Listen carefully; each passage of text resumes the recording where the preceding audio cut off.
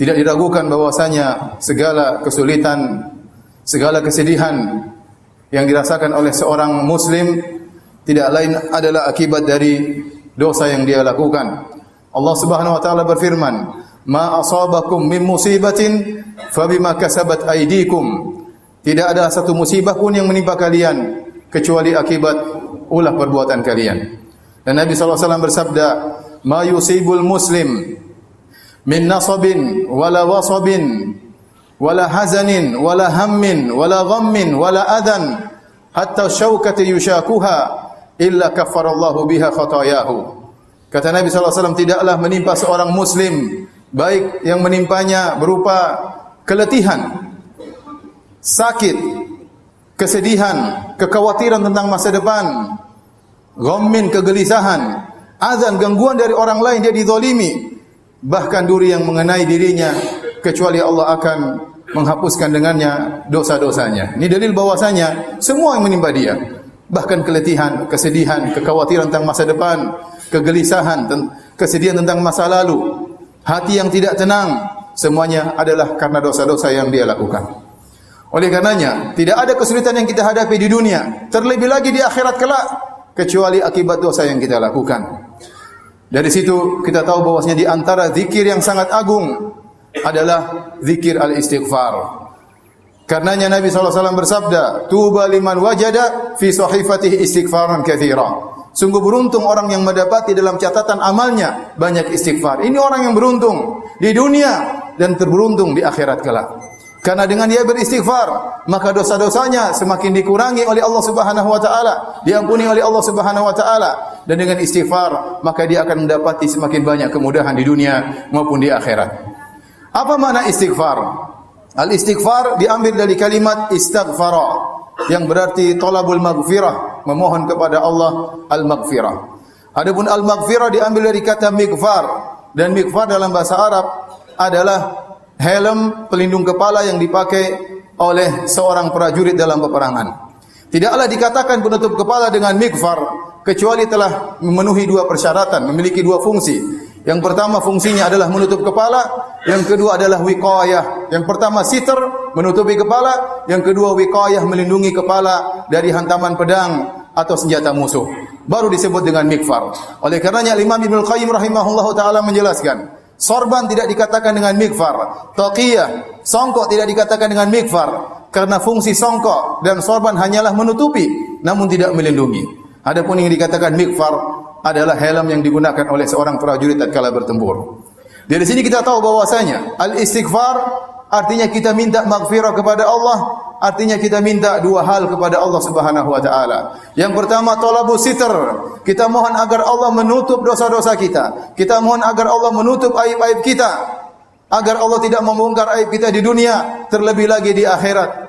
Sungguh merugi jika seorang aibnya dibongkar di dunia. Orang akan meninggalkannya, orang akan menghinakannya, orang akan menjatuhkannya tatkala aibnya terbongkar di dunia. Dan lebih mengerikan lagi jika aibnya kemudian dibongkar di akhirat kelak di hadapan khalayak, maka itu tanda kebinasaannya. Maka seorang tatkala mengatakan astaghfirullah, dia berkata, "Ya Allah, tutuplah aib-aibku, tutuplah dosa-dosaku. Jangan kau umbar, jangan kau bongkar dosa-dosaku di hadapan manusia." Yang kedua, yang dimaksud dengan istighfar adalah memohon wiqayah. Mohon kepada Allah Subhanahu wa taala agar dosa-dosa kita ini tidak menimbulkan dampak yang buruk bagi kita. Karena tidak ada satu dosa pun kecuali pasti menimbulkan dampak. Minimal dosa tersebut akan menghitamkan hati kita. Tidaklah seorang melakukan dosa kecuali nukitat fihi nuktatan sauda, kecuali ditetes atau dibuat titik hitam di dalam jantungnya sehingga hatinya menjadi hitam, sehingga dia menjadi gelisah, kurang khusyuk, menjadi tertarik dengan maksiat. Kenapa? Karena dosa-dosa yang dia lakukan.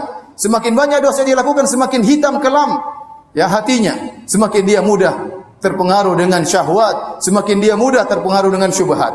Oleh karenanya itu paling tidak dampak daripada dosa. Belum dampak-dampak yang lain. Tadi sudah kita sebutkan, ada kegelisahan, ada kesedihan, diganggu oleh orang lain, dizalimi oleh orang lain, kekhawatiran tentang masa depan, kesedihan yang tidak hilang-hilang.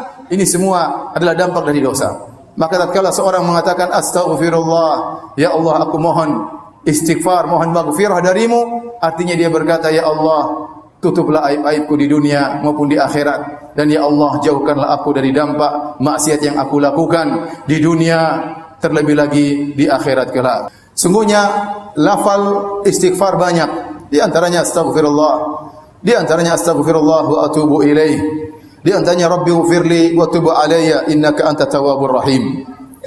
Istighfar jika disebutkan secara sendirian maka maknanya adalah menutup dosa-dosa, menghilangkan dampak dari dosa dan mohon ampunan dari Allah Subhanahu wa taala. Maknanya sama dengan taubat. Jika istighfar disebutkan secara sendirian, maka maknanya sama seperti taubat. Dan taubat juga kalau disebutkan secara sendirian maknanya mengandung istighfar. Tetapi jika istighfar digabung dengan taubat, seperti dalam beberapa lafaz istighfar, astaghfirullah wa atubu ilaih. Kemudian rabbi ighfirli wa tub alayya, ya Allah ampunilah aku dan terimalah taubatku. Maka kata para ulama, taubat kedudukannya lebih tinggi daripada istighfar.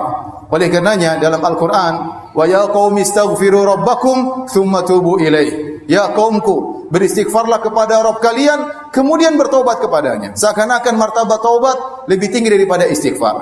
Apa bedanya taubat dan istighfar tatkala digabungkan?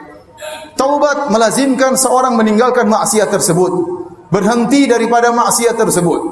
Berarti dia sudah bertobat, dia sudah meninggalkan dosa tersebut, dia tidak lakukan lagi. Adapun istighfar, bisa jadi seorang beristighfar sementara dia masih melakukan dosa tersebut. Dan ini menunjukkan bahwasanya seorang, apakah dia mampu meninggalkan dosa-dosanya atau dia tidak mampu untuk meninggalkan dosa-dosanya, tetap dia beristighfar kepada Allah Subhanahu wa taala. Oleh karenanya di antara zikir pagi petang, seorang berkata, wa abu'u laka bi dzambi, yang artinya ya Allah, aku memikul dosa yang aku tidak mampu meninggalkannya. Ada seorang terjebak dengan dosa, dia tidak mampu untuk meninggalkannya. Jangan dia putus asa, terus dia beristighfar kepada Allah Subhanahu wa taala sampai dia mencapai pada derajat taubat, dia bisa meninggalkan dosa tersebut. Makanya di antara zikir Nabi sallallahu alaihi wasallam, rabbi ighfirli wa tub alayya. Wa tub alayya bisa diartikan dua. Ya Allah, kalau aku belum bertaubat, anugerahkanlah taubat kepadaku. Ilhamkanlah taubat kepadaku. Dan ya Allah, jika aku sudah berhenti dari maksiatku, terimalah taubatku. Maka wa tub alayya ini bisa diartikan dengan dua. Yang pertama, jika kita ternyata belum bisa meninggalkan dosa tersebut, maka kita minta kepada Allah, wa tub alayya, ya Allah ilhamkanlah padaku agar aku bisa meninggalkan dosa ini, agar aku bertobat kepada Engkau. Jika kita sudah bertobat, berhasil meninggalkan maksiat tersebut, wa tub alayya, ya Allah terimalah taubatku ini, terimalah taubatku ini.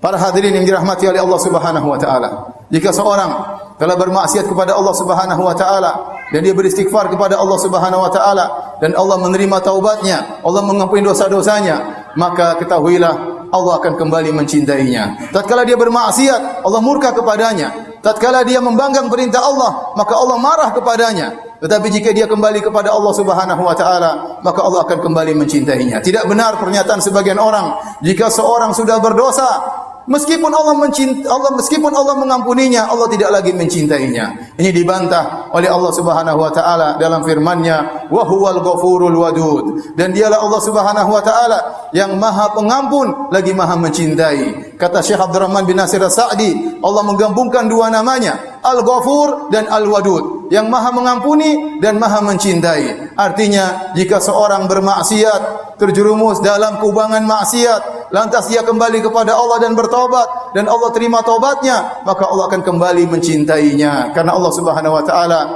mencintai hamba-hambanya yang kembali kepada Allah Subhanahu wa taala.